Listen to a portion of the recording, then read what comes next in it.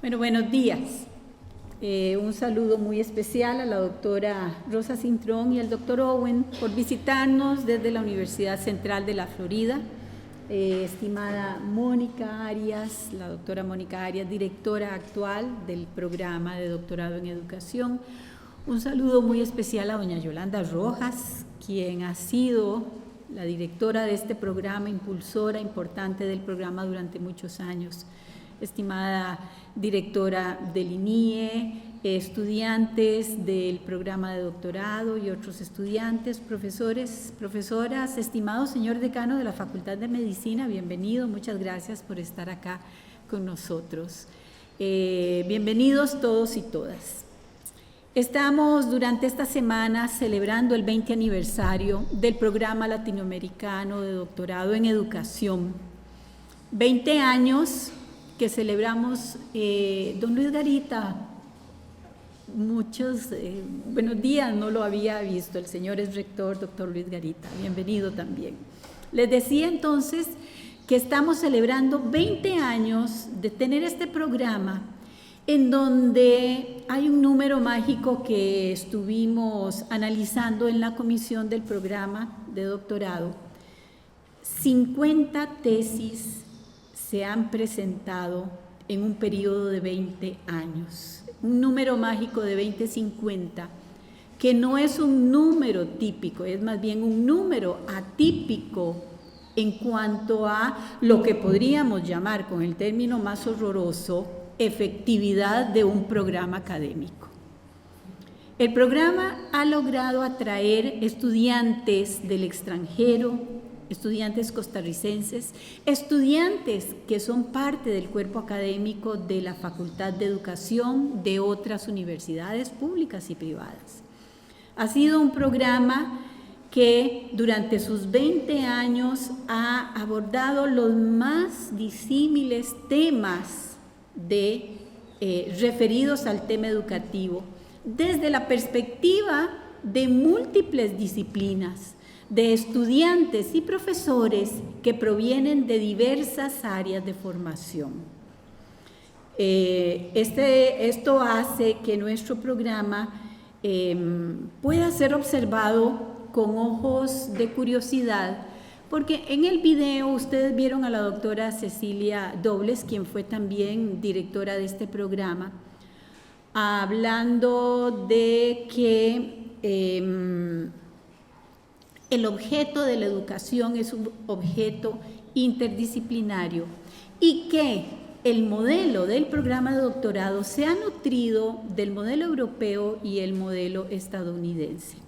Por eso es que los estudiantes del programa de doctorado tienen una formación que se combina entre lo que sucede aquí en el país con profesores nacionales y de otros países, con una pasantía que hacen a nivel internacional en alguna universidad del resto del mundo. Por lo tanto, nos enorgullece enormemente celebrar estos 20 años. Una celebración de esta naturaleza en la Universidad de Costa Rica debe considerar al menos dos perspectivas.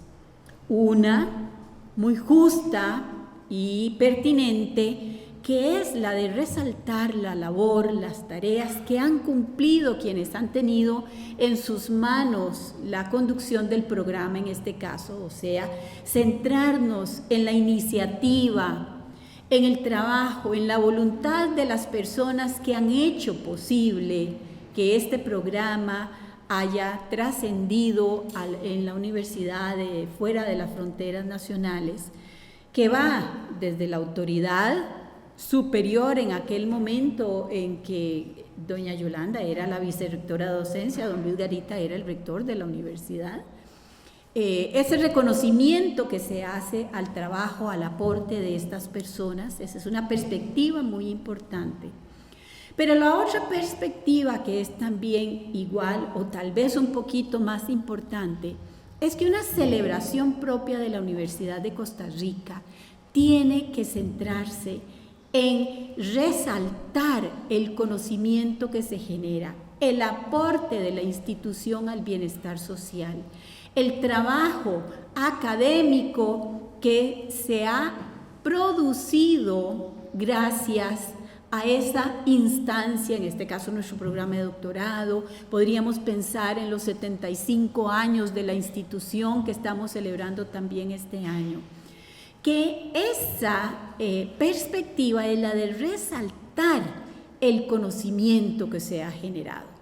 La importancia de una institución universitaria se centra en muchas cosas. Una de ellas es la de producir conocimiento para ponerlo al servicio de la sociedad.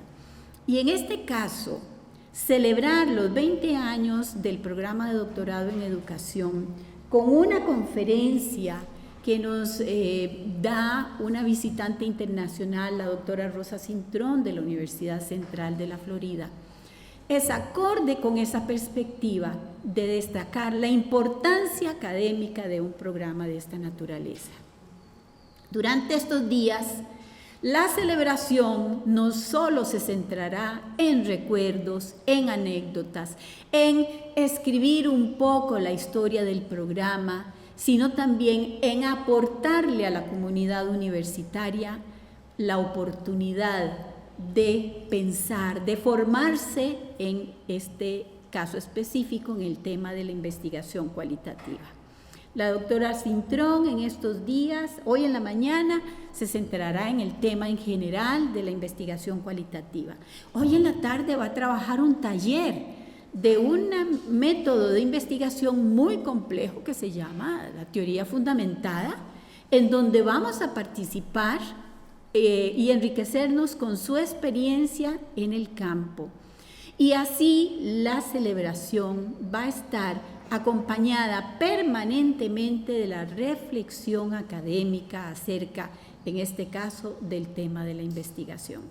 Así es que creo que es una celebración digna de una institución como la Universidad de Costa Rica, que, repito, está cumpliendo también 75 años de haber sido fundada.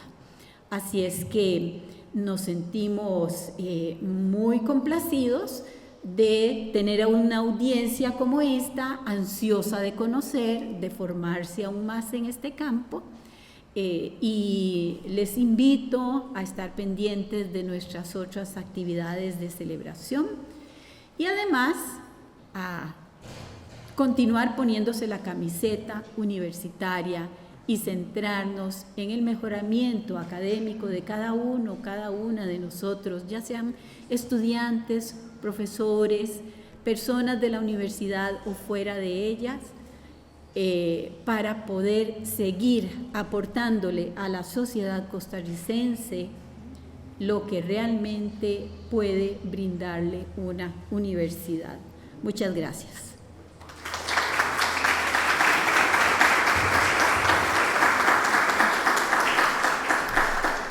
Muchas gracias a la doctora Alejandrina Mata Segredo, decana de esta facultad. Y para dar inicio a la conferencia, el doctor Eldon Campbell nos va a dar una reseña académica de la doctora Cintrón.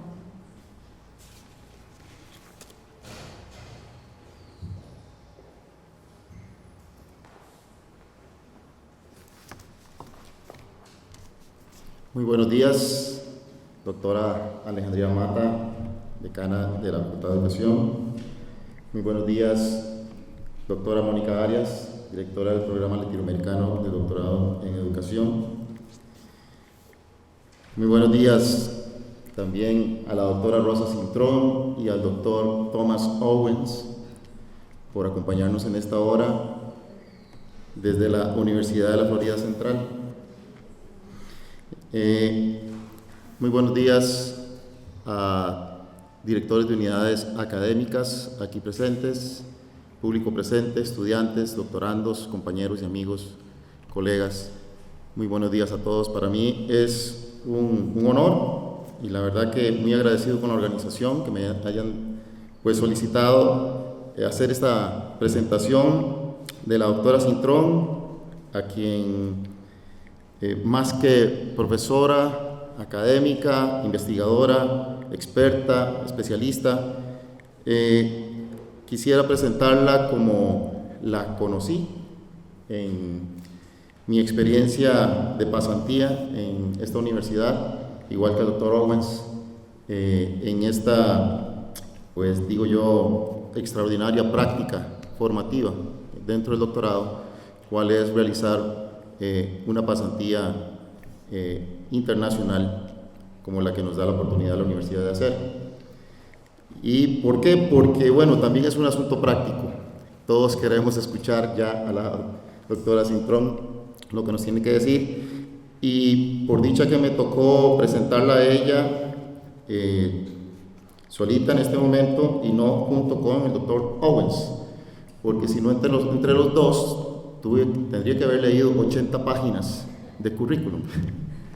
Entonces nos quedamos con las 40 páginas de la doctora Cintrón, pero creo que lo que más nos interesaría en esta hora no es que les comente sobre sus estudios, en primer lugar en psicología, y luego en psicología clínica a nivel de maestría, y posteriormente a nivel de doctorado en la Universidad Estatal de Florida en educación superior, ni más de sus 40 journals, 3 libros, más de 20 distinciones y premios en su carrera de más de 30 años en el ejercicio de la investigación y la academia de educación, así como la gran cantidad de doctorandos que hoy pueden decir que en su formación han tenido el aporte de la doctora Cintrón a lo largo de su carrera.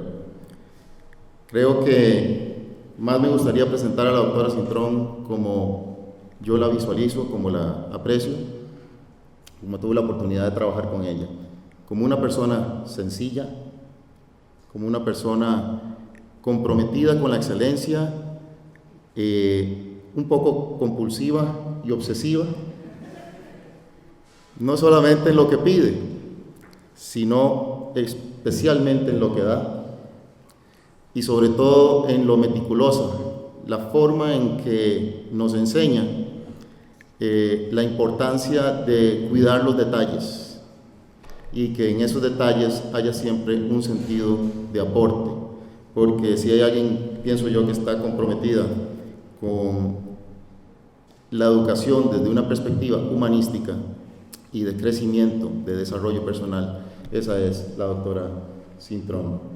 Y yo sé que a ella no le gusta nada de esto, porque conociéndola le parece que son como muchas pompas, y a ella no le gusta para nada este tipo de pompas, pero la verdad es que lo único que puedo decir es, en nombre de todos los que la conocemos como Dr. C o Doctora C, y que hemos tenido la oportunidad de hablar con ella, darle las gracias por estar con nosotros en esta hora, y sobre todo muchas gracias por una vida entregada al crecimiento y al desarrollo de muchas personas en el mundo. Muchas gracias, doctora Cintrón. Un aplauso, por favor, para la doctora.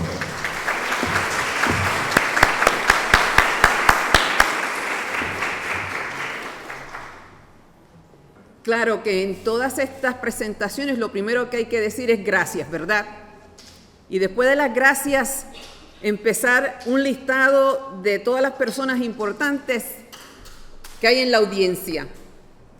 Pero yo, como tengo mala memoria, yo no voy a mencionar a nadie, porque ese sería el peor pecado, que se me quede alguien importante. Y entonces tengo que explicar por qué no mencioné a fulanito de tal. Así es que yo realmente le quiero dar las gracias a todos y cada uno que tuvieron con el quehacer de tenerme aquí. Yo les estoy sumamente agradecida.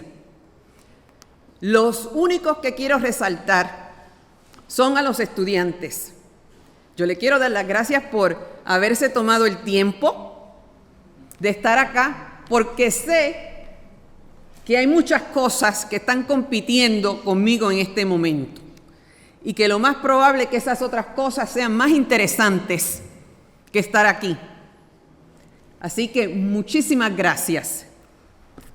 Ahora, yo quiero conocer quién es la audiencia. Quiero saber, alcen la mano, por favor, ¿quiénes son los estudiantes? ¿Quiénes son estudiantes? Oh, qué bien, creo que son la mayoría. ¿Quiénes son los profesores? profesores, administradores. Muy bien. Los no docentes. Muy bien. ¿Quiénes son de la Facultad de Pedagogía, de Educación? Y entonces asumo que hay muchos de ustedes que son de otras facultades. ¡Qué bueno!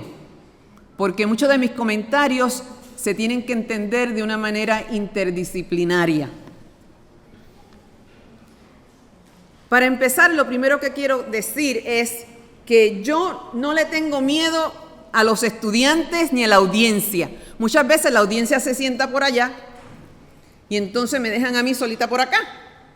Pero como yo puedo caminar, lo que yo voy a hacer es que si me siento muy solita por aquí, voy a caminar para allá para tener una interacción con ustedes. Porque yo sola aquí no me puedo quedar. ¿Ok? Así que prepárense, especialmente aquellos que son tímidos. Y como yo no sé quién es el tímido y quién es el que le gusta hablar, yo solamente llamo a la persona. Ese es el tipo de maestra que yo soy. Y entonces, usualmente, aquellos que están durmiendo son mis favoritos. Y los estudiantes me adoran. Porque es un salón activo, todo el mundo está así con los ojotes grandes. Y yo no voy a cambiar mi forma de ser por estar en la Universidad de Costa Rica. Bueno, la verdad que me hubiese gustado que esta conferencia tuviera esos ingredientes que hacen de una cosa formal como esta, una conversación entre amigos, la intimidad de una sala de hogar, una charla sobre una buena tacita de café. A mí me gusta negro y con mucho azúcar. O una tertulia en el comedor de la universidad. Espero que a pesar de no estar en esa sala de casa, en ese comedor, que ustedes allá atrás, en la parte de atrás, tantos como ustedes aquí en el medio y ustedes aquí cerquita de mí, que me puedan decir de una manera no verbal, a través de los ojos y de las expresiones de la cara, si nos estamos comunicando o si los estoy confundiendo. Aquellos que confunda, me dicen al final, no que los voy a desconfundir, pero quiero saber quiénes son los confundidos, porque me ayuda entonces a mí como maestra. No sé si notaron que el subtítulo de esta presentación es oportunidades e imprudencias. Así que vamos a ver cuán imprudente vamos a ser. Pero ¿qué es eso de oportunidades e imprudencias? Así que empecemos a caminar y a desarrollar el tema de esta mañana. Y lo voy a empezar con una historia, porque ya ustedes saben que lo más que entendemos es un cuento, una historia. Y esta es mi historia para empezar. Érase una vez un lugar donde concurrían todos los caminos del mundo. Y justo en aquel lugar había una cabaña. Y en aquella cabañita vivía un sabio. Y entonces era un día como cualquier otro, como hoy.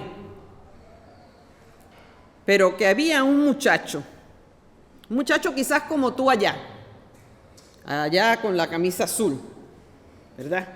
Y ese muchacho pensó, bueno, yo me he ideado una broma pesada con el sabio este.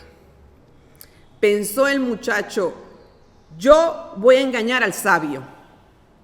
Voy a llevarle un pájaro dentro de mi puño y le voy a preguntar una cosa. Le voy a preguntar si el pajarito está vivo o muerto. Si me dice que está vivo, aprieto el puño, sofoco al pájaro, se muere y se lo tiro al piso. Si me dice que está muerto, Entonces yo abro la mano y el pájaro sale volando. Qué chico tan interesante, ¿verdad? E inteligente. El muchacho llegó a aquel lugar donde concurrían todos los caminos. Y justo en una esquinita estaba la cabaña del sabio. Y entonces le pregunta el muchacho: sabio, ¿el pájaro que tengo en mi puño está vivo o está muerto? El sabio lo miró fijamente, como te estoy mirando a ti, fijamente así, se lo quería comer con los ojos. Y le dijo: la respuesta está en tus manos, sea lo que tú quieras. Y este tema lo voy a repetir durante nuestra conversación. La respuesta está en tus manos, sea lo que tú quieras. Ahora, tengo que aclarar un detalle. Como ustedes saben, todos mis comentarios lo más probable es que sean de corto alcance o mira, porque yo llevo 37 años trabajando en Estados Unidos. Y a pesar de que me preparé, pienso, bien, leyendo todo lo que pude encontrar sobre la realidad universitaria en Costa Rica, yo no tengo su vivencia. Y para mí, la vivencia es fundamental. Pero caminemos dentro de ese marco de limitación. Decía Brenda Gurney que vivimos en momentos históricos únicos y extraordinarios. Como nunca, los años de vida se han alargado. Como nunca, conocemos a otros de otras tierras. Como nunca, somos muchos los tocados por las cosas que tocan a otros. Y como nunca, más y más llegan a las aulas universitarias. Pero por otro lado, como nunca, muchos viven en pobreza. Como nunca, muchos mueren de enfermedades prevenibles. Como nunca, muchos más tienen anhelos de obtener una educación. Podríamos postular que es la educación el hilo con que tejemos muchos de esos elementos que hacen de nuestro vivir contemporáneo momentos históricos y extraordinarios. La educación es el hilo que teje ese como nunca del que hablaba. Pero ¿cuáles son aquellas tendencias oportunas e imprudentes que debemos poner bajo la mira de investigación? ¿Cuáles son aquellas tendencias o retos que el docente, investigador, investigadora debería explorar solo por el hecho irrefutable de que estos son momentos históricos únicos y extraordinarios? Quiero que exploremos en voz alta 4 tendencias, oportunidades e imprudencias. La primera tendencia es la dependencia excesiva en las tecnologías de información y la comunicación en el proceso educativo y de aprendizaje. Aquí lo importante es la dependencia excesiva. Schuster y Fickelman han dicho que estas tecnologías y sus consiguientes cambios penetran al tuétano de lo que es nuestra universidad. Pero, ¿qué es el quehacer universitario? ¿Quién me puede decir cuál es la esencia de la universidad? Y aquí yo me voy a mover para allá porque como yo dije cuál era y ustedes me van a contestar, pues entonces yo voy a buscar voluntarios que me contesten qué ustedes creen que son los estudiantes, que es la esencia de la universidad. Les quiero decir que para mí una buena contestación, quizás una de las mejores contestaciones que un estudiante puede darme es: yo no sé, no tengo la más mínima idea de lo que usted está hablando. Esa es una buenísima contestación. Es mucho mejor que alguien que me dé una tesis irrelevante. Sí, que con eso vamos a empezar por aquí. ¿Cuáles ustedes creen que son esos elementos del quehacer universitario? La esencia de la universidad. Que le tengo un regalito aquí, de la universidad, de la universidad, de la universidad. ¿Cómo te llamas? Emanuel. El otro día en clases, el profesor mío estaba hablando de eso mismo, y él definió así que es confrontación, digamos, como confrontar lo que dicen unos con otros para tratar de llegar a la verdad. Eso es la esencia de la universidad, es confrontar y saber lo que dices tú y lo que digo yo para llegar a la verdad. La dialéctica le dirían alguna gente a eso. Vamos a darle por aquí a reforzar los psicólogos. Yo creo que aquí hay los psicólogos, ¿verdad? A los psicólogos les gusta reforzar la conducta. Otra persona más. Vamos a... No. Ustedes creen que yo me voy para allá. Pues vamos a sorprenderlo y vamos a quedarnos aquí con esta esquinita. A ver, ¿cuál es la esencia de la universidad? A una muchacha. ¿Cómo te llamas? Ania. Ania, ¿qué tú piensas que es la esencia de la universidad? Yo pienso que serían los alumnos, los que asistimos a las clases para educarlos y llegar a un futuro a enseñar a otras personas el conocimiento. La esencia de la universidad son los alumnos. Y a nosotros docente. Muy bien. Yo, la mayor parte del tiempo estoy de acuerdo contigo, que son los estudiantes. Claro que al final de mes necesito que me den mi chequecito, así que pienso que soy yo lo más importante. Por aquí, vamos a ver, ustedes son los últimos. ¿Cuál es la esencia de la universidad? Tienes unos ojos preciosos, así que dime, ¿cuál es la esencia? Yo creo que la esencia sería como la interacción entre los estudiantes y los profesores. La esencia es la interacción. Una plumita creo que sirve. Tengo una voluntaria. ¿Ustedes ven? Una voluntaria, qué bien. La esencia de la universidad. No, es que yo quiero el premio.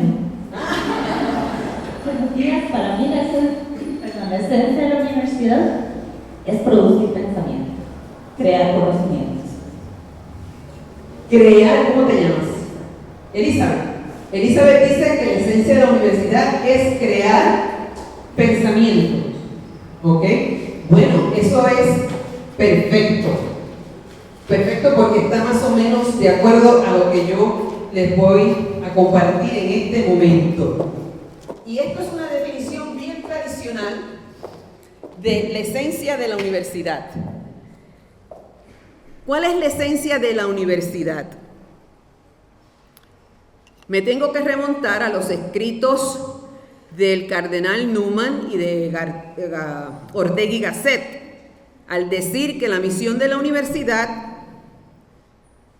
se compone de 3 elementos: el descubrir, el transmitir y el cuidado del saber.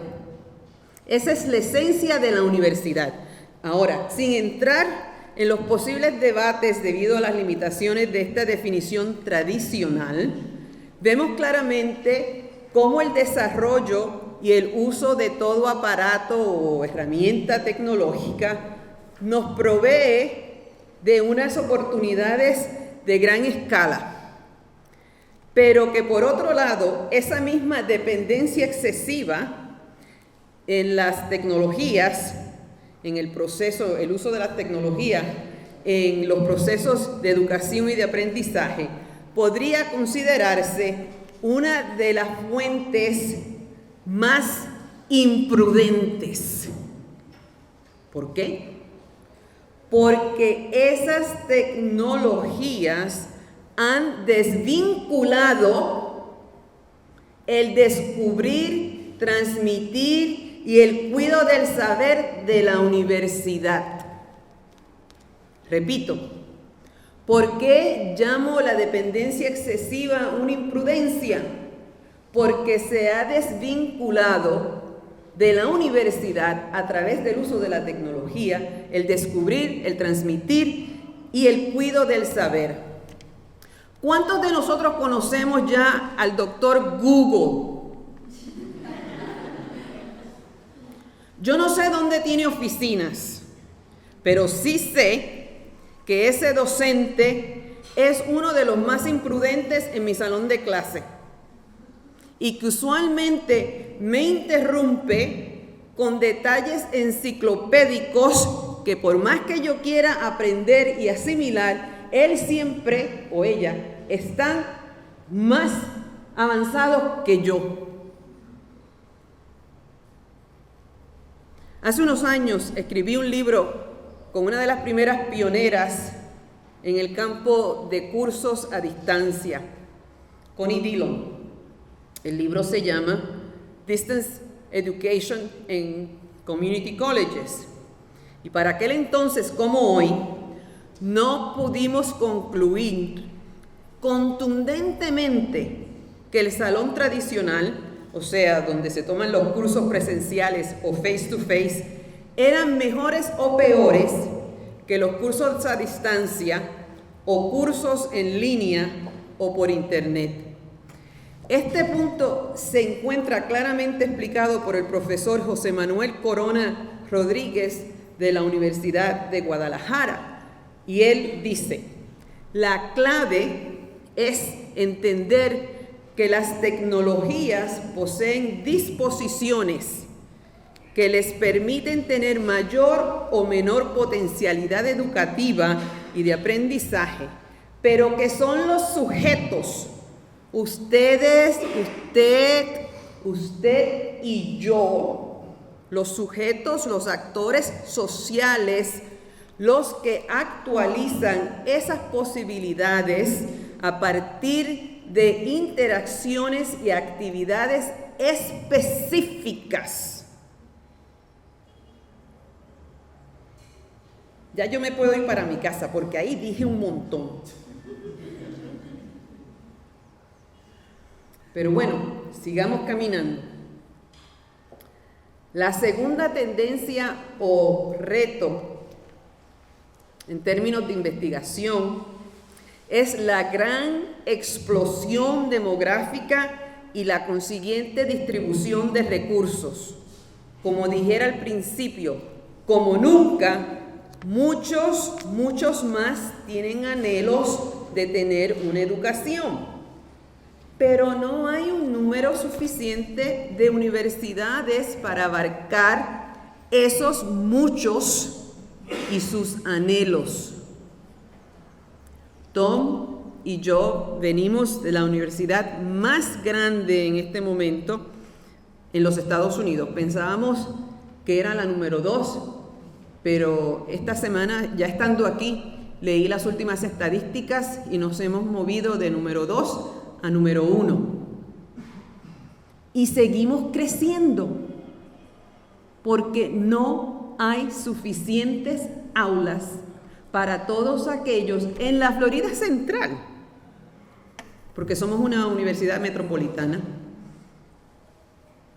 Necesitamos más aulas por los tantos anhelos que hay en la población. Claramente tenemos que preguntarnos ¿Cómo vamos a ofrecer oportunidades universitarias a todos aquellos que desean una? Las oportunidades de investigación usualmente se centran, cuando estamos hablando de este segundo punto, en factores económicos. Que si hay dinero, ¿cuánto dinero hay? ¿Quién va a pagar? O discusiones sobre los estándares de admisión.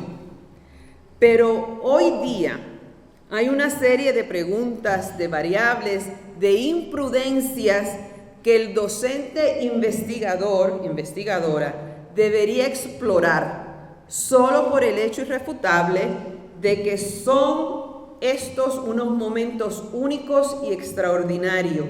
Ya no es solo importante saber los issues alrededor de acceso o la falta de acceso. O sea, ¿cuántos estudiantes van a entrar al sistema? ¿Cuántos estudiantes van a entrar a la universidad? Pero hay que analizar lo que yo llamo puntos de movimientos en una carrera universitaria. ¿Y cuáles son los puntos de movimiento en una carrera universitaria? Bueno, primero es el acceso. Pero eso lo hemos estudiado bastante, por lo menos en Estados Unidos. Y leí varias cosas de ustedes sobre los problemas de acceso. Pero no nos podemos parar ahí. Los otros puntos de movimiento que yo creo que son importantísimos tienen que ver con la retención. O sea, los estudiantes que entraron en primer año, los retuvimos, o qué pasó con esos estudiantes. La retención de primer año. El próximo punto de movimiento es persistencia. ¿Qué ha pasado con los estudiantes que vinieron y estuvieron en primer año y que han pasado a segundo y tercer año? Y por último, graduación. Estos puntos de movimiento se tienen que analizar, pienso yo, obligatoriamente. ¿Cuáles son los puntos en ese movimiento donde perdemos el mayor número de estudiantes? ¿A quiénes perdemos? ¿De dónde vienen? ¿Cuáles son los factores que definen los estudiantes preuniversidad? ¿Qué factores definen la integración del estudiante a la vida universitaria? ¿Y qué es eso de la vida universitaria? ¿Quiénes son los docentes con mayor influencia en la formación de los estudiantes de primer año? Y para mí es bien importante porque esos son los docentes que influyen la socialización del estudiante a los quehaceres e identidad universitaria. Y para mí sumamente importante, ¿qué variables de clase social y económica definen al estudiantado? ¿Quiénes son los pobres y quiénes son los pudientes? ¿Quiénes empiezan pero no terminan? ¿Por qué? Etcétera, etcétera, etcétera. Ustedes no saben cuánto me duele decir etcétera, etcétera, etcétera. Porque esta es mi área de investigación. Los puntos de movimiento específicamente de las poblaciones minoritarias en Estados Unidos, de los negros, de los hispanos y del indio norteamericano. Si de alguna publicación estoy orgullosa, son aquellas que he escrito en colaboración con mis estudiantes colegas de Oklahoma, que son miembros de tribus de indios americanos. Al investigar y escribir con ellas, todas son mujeres, aprendí mucho sobre las variables que obstaculizan el logro universitario. Pero más importante aún, aprendí sobre esa otra realidad vivida por muchos para los cuales la universidad es una fuente de intimidación, de mito y opresión.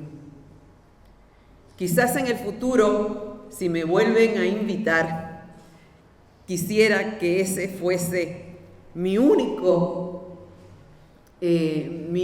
tema para compartir con ustedes, porque quisiera desarrollar la idea en países latinoamericanos sobre los obstáculos a través de clase social, etnicidad y color, esos obstáculos de intimidación, mito y opresión que viven los otros,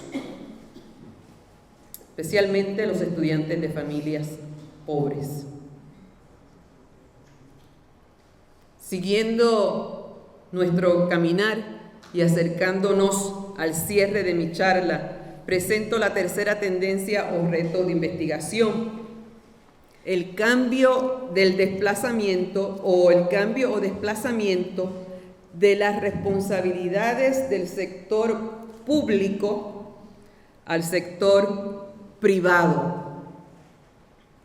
El desplazamiento de las obligaciones del sector público al sector privado.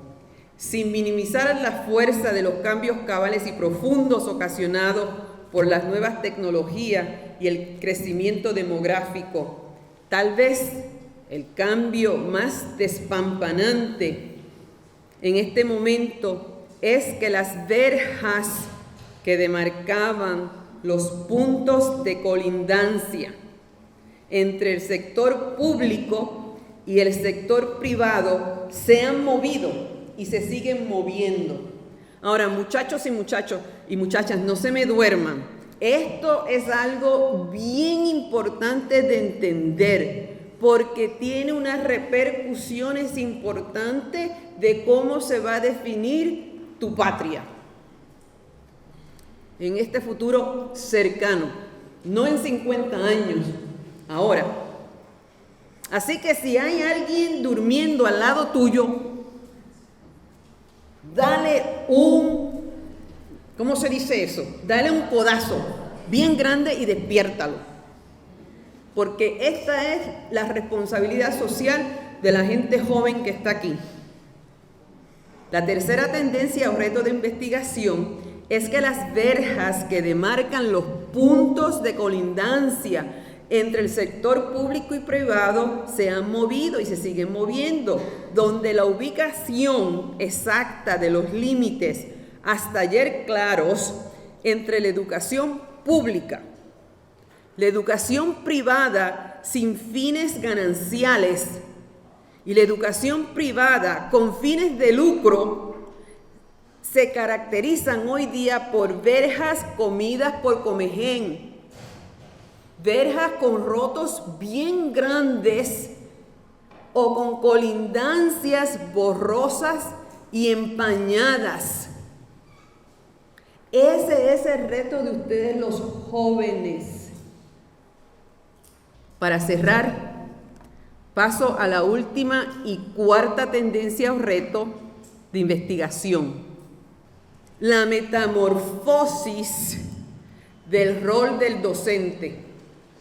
Lo voy a decir, la metamorfosis que se está dando en la vida del docente es de movernos, de cambiar completamente, como dice la palabra metamorfosis, de instruir a descubrir en este futuro que comenzó ayer. Lo que puede ser más importante para nosotros los docentes no es el saber en sí, sino cómo descubrir fuentes de saber, de información y qué hacer, cómo usar y aplicar eso que se descubrió. Y entonces la pregunta al final de cada clase, cuando ustedes salgan hoy de aquí, la pregunta más importante que yo les puedo hacer, si realmente estoy dándome cuenta de que no es decirles qué van a saber, sino descubrir lo que vamos a saber. La pregunta más importante es, ¿y qué? ¿Y qué? ¿Y qué más? Esa es la pregunta. Ese es mi reto. Quiero compartir con ustedes dónde me llevó mi inquietud cuando vi que en mi salón de clases mis estudiantes ya no necesitaban tanto de mí como instructora, que si algo tenía que cambiar en mi salón era la colaboración en el proceso de descubrimiento entre todos nosotros, entre el docente y el estudiante. En el proceso de aprendizaje, el saber queda al descubierto y por lo tanto yo me tengo que dejar descubrir, porque al fin de clases yo paso a ser parte del ¿y qué? ¿Y qué más? Al descubrir mi ¿y qué más? Plasmé mi biografía educativa a través de unas fotos. Y esta soy yo. Tomás. Esa soy yo. Para aquellos que están preguntándose cuáles de esos tres soy yo, yo soy la más alta y fornida. Esa soy yo. Ese fue mi descubrir en el salón de clases. Adelante, Tomás. Esa soy yo y mi hermana. Me acuerdo que para ese entonces mi mamá estaba muy contenta porque nos llevó a una de las mejores costureras de mi barrio y tuvo que pagar por esos trajes un montón de dinero que no tenía en ese momento. Adelante, Tomás. Esa soy yo en el descubrir de mi salón de clases al contestar la pregunta ¿y qué? ¿Y qué más? Aquí ya ha pasado unos años y el progreso, esa cosa que se llama progreso, que llegó a Puerto Rico, y mi papá había sido soldado en el ejército norteamericano y por lo tanto recibió unos derechos económicos que tuvieron una repercusión enorme en quién soy yo. Ahí vemos a mi papá, a mi mamá, a mi hermana, y teníamos 2 perros. Sigue, Tomás.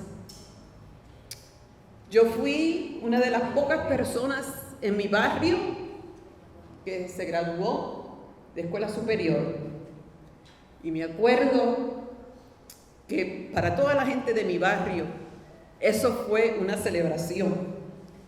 Ese día cuando yo me vestí para mi graduación, me acuerdo de las doñas que salían por sus ventanas y me miraban, no me decían nada, solamente me miraban y se sonreían.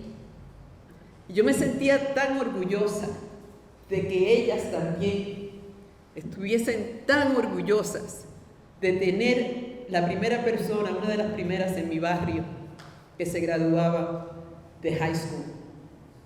Sigue, Tomás. Esta es mi familia.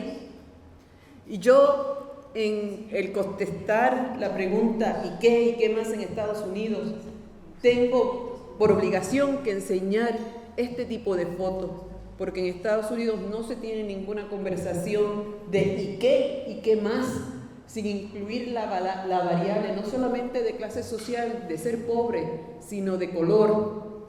Y yo les enseño estas fotos a mis estudiantes para que vean que en mi familia está todo el espectro de color: blancos, trigueños, negros. Aquí también les enseño que parte de mi familia es emigrante. Muchos salieron de Puerto Rico en los 50, todavía siguen saliendo, y se fueron a Nueva York. Muchas de estas fotos, especialmente la del centro, es parte de mi familia que ha vivido toda una vida en la ciudad de Nueva York para progresar. Tomás, por favor. ¿Y qué más? Una de las cosas más importantes que me ha dado la educación es, por lo cual también yo vivo agradecida por los procesos de aprendizaje, es la oportunidad de salir de mi casa y ver mundo. Estas fotos son en un año que estuve de estudiante en un programa de intercambio, cuando por primera vez yo conozco estudiantes de otros sitios. Habían estudiantes de Grecia, de Alemania, y para mí, una chica de un barrio, eso era tremendo. Yo no lo podía entender, pero qué transformación de ¿y qué más? Pero para mí, este es el comienzo y el final más importante de mi clase, donde no se puede distinguir quién soy yo de mis estudiantes, porque mucha de la realidad de ellos es mi realidad. Pero al entrar al mundo universitario, pasamos como por también una metamorfosis, donde nadie sabe eso de mí. Y yo pretendo no tener eso, y mis estudiantes también hacen lo mismo. Todos somos cómplices de no saber quiénes somos, de nuestra identidad. Pero en la metamorfosis de mi último punto, de pasar de instruir a descubrir, esto tiene que quedar en la mesa.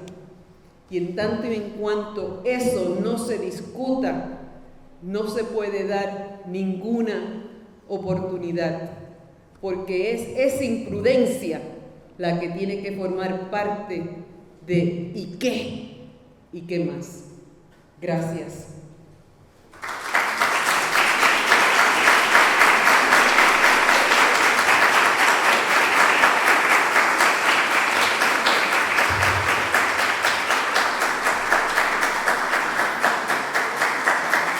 ¿Qué factor o factores influyeron a que se establecieran un cambio con respecto al colectivo y que usted sí se graduara del colegio? Bueno, yo creo que aquí hay dos preguntas.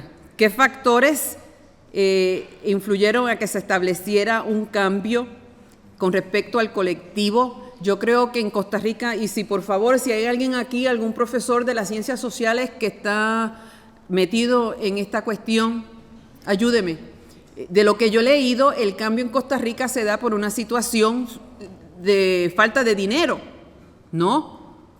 De que hay que mover las verjas porque la educación pública no puede o no quiere, no sé, seguir con esa labor. Y entonces hay otras oportunidades, pero que para mí son imprudencias, de los otros sectores, del sector privado con fines de lucro, donde hay dinero y donde ven un espacio y entonces se movió y se sigue moviendo.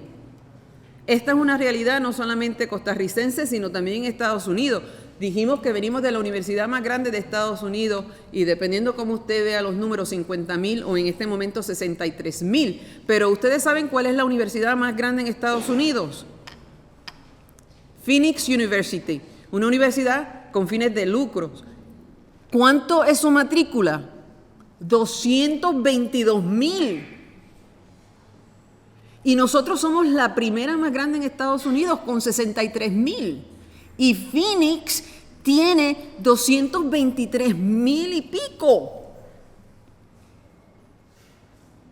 Esa es la realidad del cambio de un bien público. ¿Y qué influenció en que yo me graduara del colegio? Una mamá. Y muchos de los estudios indican que aquellas personas que se gradúan de la universidad, que vienen de clase pobre, la mamá es una variable. Qué pena que yo diga que la mamá es una variable.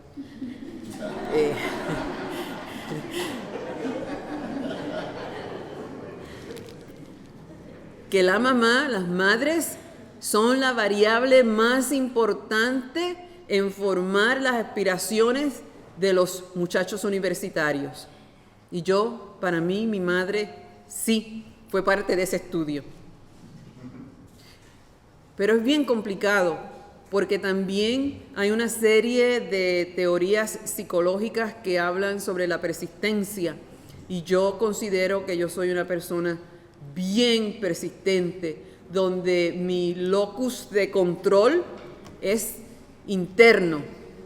¿Cómo sucedió todo eso? Yo no sé, pero son factores que se han encontrado en si los estudiantes tienen o no éxito. Y yo no me gradué yo sola, o sea, yo tuve muchas personas que me ayudaron, recursos que se pusieron a mi disposición. Yo tenía una beca del gobierno de Puerto Rico por muchos años, casi hasta mi doctorado, como quien dice, pude estudiar gratis. Y eso es importante, porque si hubiese sido por mis papás, pues mi mamá me hubiese empujado, pero no había dinero para completar esas metas.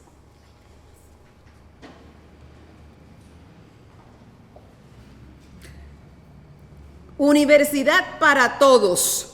Sí, no, ¿por qué? Esto es bien filosófico y mi marido me decía, pero si tú realmente extiendes ese argumento que tú estás promoviendo de que todos deberíamos ir a la universidad, él me dijo, ¿y quién va a recoger los tomates?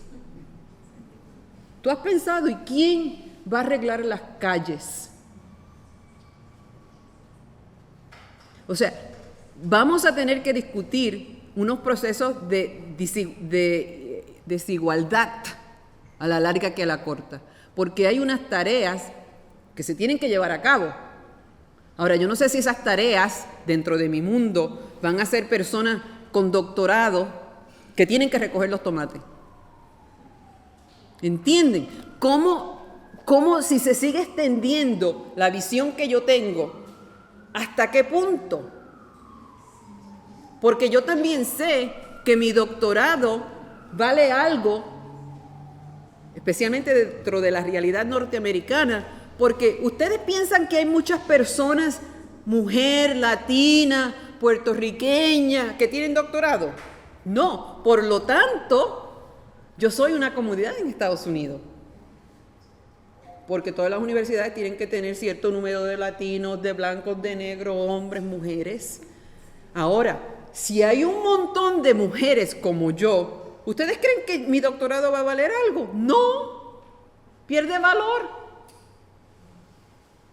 Y esas son las conversaciones difíciles, especialmente para aquellos dentro de la universidad que están haciendo ese tipo de decisión, de acceso. ¿Entienden lo que estoy diciendo? ¿Hasta qué punto? Esta es una buena pregunta, yo no tengo la contestación, no sé. En mi mundo, como esto todavía no ha pasado, yo sigo estirando el acceso a la universidad. ¿Cuál sería la mejor imprudencia del docente universitario para descubrir a sus estudiantes? Esta pregunta para mí no es difícil, porque yo creo que el docente lo que no hace es conocer al estudiante. Que el docente siempre está escondido en la docencia. Y que entonces yo, de yo no tener la transparencia de esas fotos, los estudiantes nunca me conocen, no saben quién soy. Hacen una cosa ahí, me pintan de una manera que no soy yo. Y para mí sería bien fácil esconderme en la docencia. Pero la mayor imprudencia que puede hacer un docente es descubrirse. Y usualmente es en las variables de clase, de oportunidades, de yo llegué aquí, pero dejé a muchos. Ustedes saben que en mi barrio, yo y mis hermanas pudimos hacer esto, pero muchos se quedaron. Y yo siempre me pregunto, ¿cuál es la diferencia entre esos y yo? Yo no sé. Conozcan a sus estudiantes, no se escondan. Y esto es largo aquí. ¿Cómo empezar a romper paradigmas del profesor universitario instructor y llegar a ser profesor universitario descubridor que realice una representación pedagógica de los contenidos coherentes en este contexto histórico que como nunca impone grandes desafíos para la humanidad? Yo creo que ha habido un cambio histórico en la universidad, por lo menos desde el punto de vista histórico de la Universidad Norteamericana. Yo enseño el curso de la historia universitaria. Y hubo un punto en que un profesor universitario era un agente activo en su comunidad. Se envolvía, trabajaba con los miembros de su comunidad, de los problemas sociales y reales de esa sociedad. En Estados Unidos ustedes saben que para los 60 la transformación social en términos de grupos minoritarios, de los derechos civiles, mucho de eso, la universidad estuvo bien envuelta en la guerra de Vietnam. Eso ya no se ve, eso ha cambiado. Y los profesores, pues otra vez nos escondemos en la docencia. Yo creo que parte tiene que ver con el movimiento. Esto es mi opinión. Yo no he estudiado esto, pero así que me ponen a contestarlo. Yo creo que tiene que ver con el movimiento de calidad y efectividad en nuestro salón de clase, donde no era el enseñar, sino cuántos estudiantes más uno puede enseñar. Para mí la presión ha sido mover todos mis cursos presenciales online. O sea, ahí yo no me tengo que envolver con nadie. Ahí yo no tengo que romper ningún paradigma.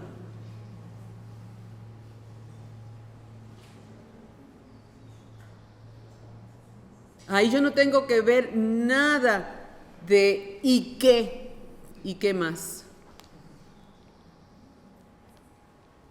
Y al fin y al cabo creo que tiene que ver con dinero. No sé, pero creo que tiene que ver con modelos económicos dentro de la universidad.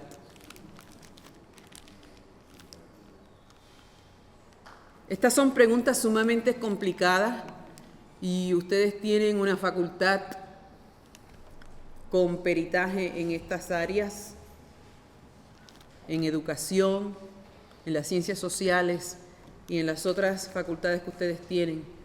Yo los motivo a que sigan la conversación. O sea, esta conversación es nada si se muere aquí. Aquí se quedó, celebramos los 20 años, la fiesta se terminó, sigamos. Si en algo yo los puedo motivar es a que sigan la conversación, porque es una conversación que va a determinar el futuro universitario de su país. Otra vez, gracias y nos vemos.